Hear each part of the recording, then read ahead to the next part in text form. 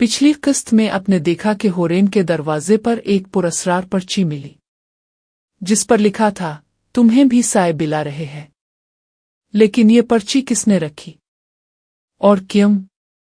इस रात से पर्दा अलिफाटेनी जा रहा है। सुबह की हल्की धूप कमरे में दाखिल हो रही थी। होरेन वो पर्ची बार बार पढ़ रही थी।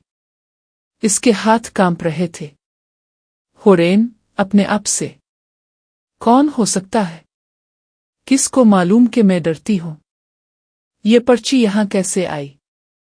इसी वक्त उसकी मां ने आवाज दी, मां। होरेन, नाश्ता तैयार है। होरेन ने जल्दी से पर्ची डायरी में छुपा दी। यूनिवर्सिटी में होरेन ने अहमर को फिर देखा। वो लाइब्रेरी के कोने में बैठा किताब पढ़ रहा था। होरेन ने हिम्मत करके इसके करीब जाना चाहा, मगर जैसे ही इसने कदम बढ़ाया अहमर ने अचानक सर अलिफाटे कर उसकी तरफ देखा। इसकी आंखों में फिर वही पुरस्कार सी गहराई थी। अहमर, मुस्कुराते हुए, डरी हुई लग रही हो। होरेन, घबरा कर, ये पर्ची तुमने रखी थी?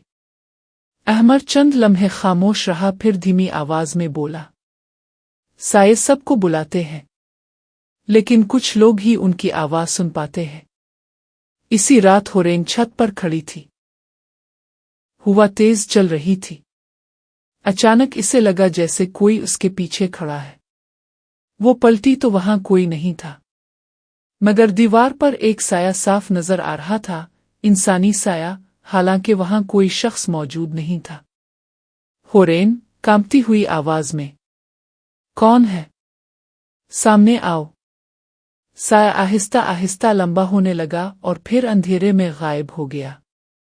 होरेन ने अपनी डायरी खोली तो पुरानी तहरीरें धुंधली नजर आने लगे, जैसे स्याही खुद मिट रही हो। लेकिन आखिरी सफ़े पर एक नया जुमला उभरा हुआ था जो इसने कभी नहीं लिखा था, वक्त करीब है। अगले दिन क्लास में अचानक अहमर ने होरेन को एक पुरानी किताब पकड़ाई। किताब खोलते ही उसके पहले सफ़े पर लिखा था, ये कहानी तुम्हारी है। रावी, ड्रामाई अंदाज में, ये किताब कहाँ से आई और उस पर ऐसा जुमला क्यों लिखा है? क्या होरेन की जिंदगी वाकई सायों के हाथों लिखी जा रही है? ये सब अब देखेंगे साया की अगली किस्त में।